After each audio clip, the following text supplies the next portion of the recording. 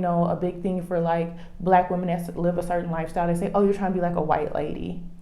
I didn't even know white ladies was a whole like aesthetic, right?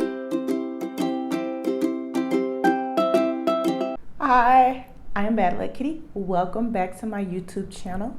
Thank you to all the new subscribers, and an even bigger thank you to all of my old subscribers.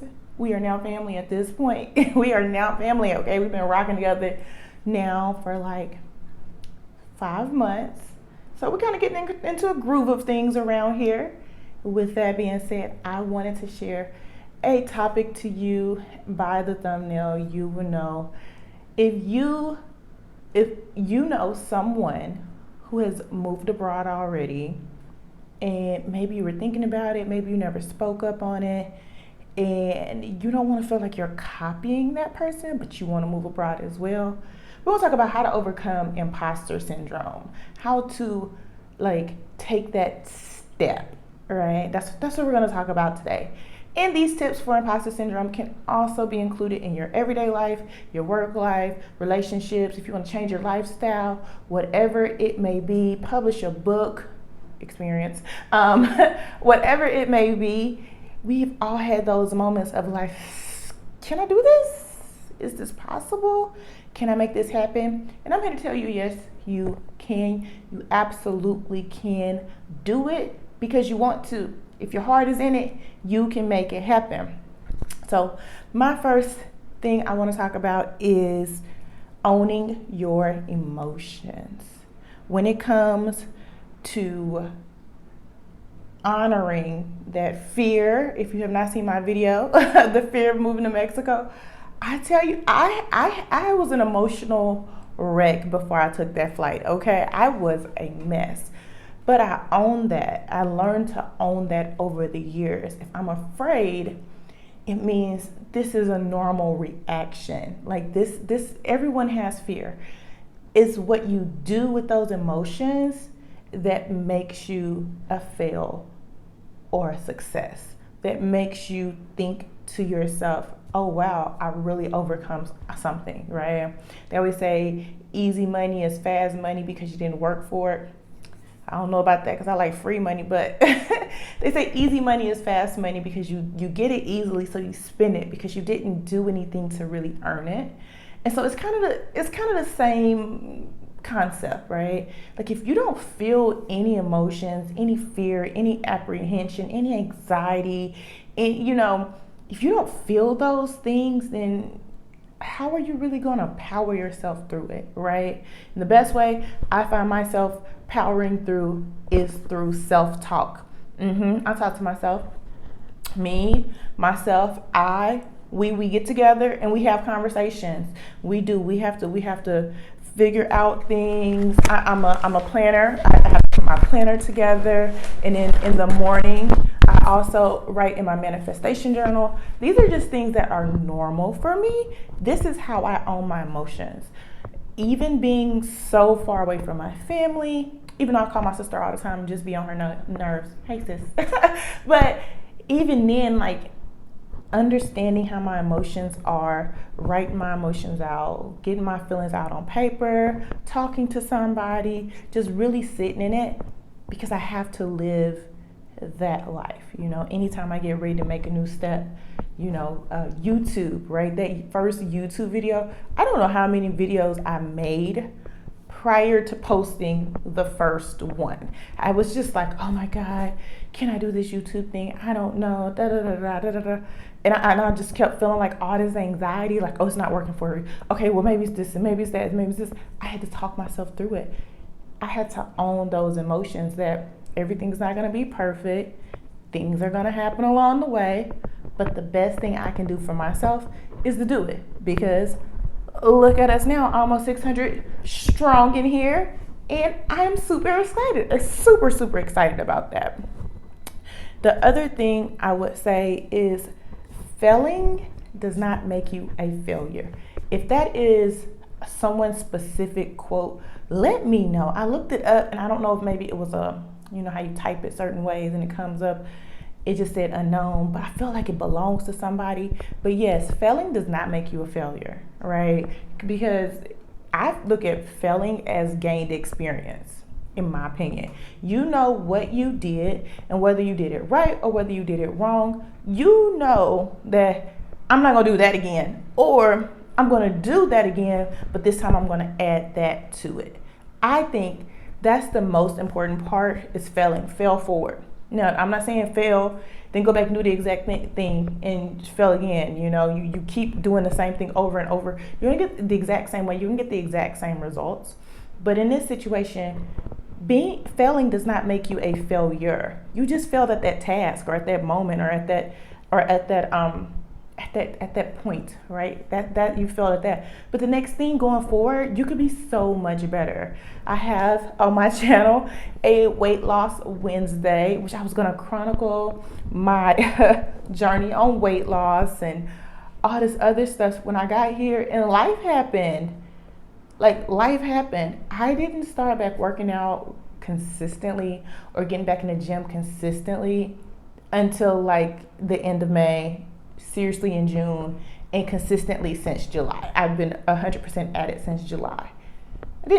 I failed initially, yes, but I'm not a failure because I am succeeding at what I want to do for weight loss now, right? The next thing is to run your own race. Okay, we all are on the path of life. We're all going somewhere. Even though sometimes we feel like we're going nowhere, but that's still somewhere, technically, right? You have to run your own race. Somebody else may have some special shoes. Somebody else may be riding on somebody's back or coattail. And you just like, I only got one shoe and one sock. My sock got a hole in it. How I'm gonna do it? Do it at your own pace. There is nothing that says you have to do it. I've heard stories, people saying they quit their job and they just up and they in 2 weeks they were gone. They moved, right? And they just figured it out. They sold everything, put everything on Craigslist. They had Goodwill come pick up everything. If you need 36 months to 5 years to figure it out, that's fine. That is okay. That is more than okay for you to do it at your own pace. And again, so what if somebody else did it a certain way, or somebody else already did it, or you want to move somewhere, but someone from your hometown or your neighborhood or social group moves there? To me, that doesn't mean anything. Like, I think it's a negative mindset to think, oh, they're following me. They weren't going to move here until I moved here. Who cares? It's the whole world. There's no gatekeeping on who can move where. I mean, immigration will say yes or no, you can, but you can't let Susie from accounting tell you that you can't go because she was already going. It's just impossible. Run your own race. Go where you want to go. Go how you want to go. Live how you want to live. As long as you're living a good life and treating people right. Do you. Okay? Do you. And with that being said, start living life how you want to live a life. If you're from somewhere where everybody knows everybody's related to everybody went to school with somebody, just one of those, small or big towns. Some big towns have big cities have small town feels. If you're from there and as soon as you do something different or as soon as you elevate in any type of way, you start hearing things like, okay, new money. Okay, must be nice. Everybody can't do that. Oh, okay. Oh, I see how you doing. I'm trying to get like you, but they really not. They just saying it. But then you hear like chatter behind the back, like she gonna be back in 30 days. She She ain't gonna do this. She ain't gonna do that. He ain't gonna do this. He ain't gonna do it. It doesn't matter, right? You have to start living the life you want to live. If you want to physically look a different way, start changing your appearance. Start changing your appearance. Start looking the way you want to look. If you want to wear your hair in the biggest afro that you can, pick that thing out every day. Every day, pick it out. Make sure you get as big as you can get it every single day. Figure out what other people are doing to get there. Figure out how you can achieve the goals of other people by researching, and finding the resources that you need to reach where you want to reach. Another thing is when you get to a certain age, your look changes, right? Some people want a more polished look, a more sleek look. Some people go from suits and ties to sundresses and beachwear every day. Do not be ashamed of that. If that's the look, that's the life you want to live, start living that. Don't care what people say. Don't care they say you're trying to be like somebody else. They don't say, oh, a big thing for like black women that live a certain lifestyle. They say, oh, you're trying to be like a white lady. I didn't even know white ladies was a whole like aesthetic, right? It's a group of people. Let me be me. If this is how I want to live, this is how I want to live, however it may be. Start living a life that you want to live. Start hanging around the people that you want to hang around. Start going to the restaurants you want to go to. Start doing the things that you want to do to live the life that you want to live. And eventually those things will become normal for you. And eventually those talkers around you, they will eventually either accept it or they fall into the hater category. And it's okay. You're not living your life well if you don't have haters. That's what they always say. And as far as your haters, let them be your motivators. I don't know, it sounds so cheesy, so cliche, but there's always going to be someone who says something that makes you feel uncomfortable or makes you feel like maybe you can or can't do anything.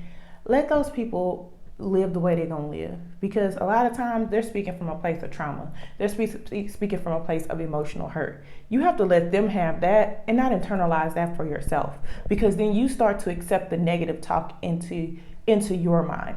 Remember I told you to own your emotions? One way of owning your emotions is having strong, positive talk with yourself. Tell yourself you can do it. Even if you got to say it out loud, write it down, type it in the phone, do whatever, email it to yourself.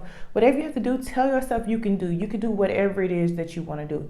You can make this move. You can work on your plan every day. You can do whatever it is that you set your mind to.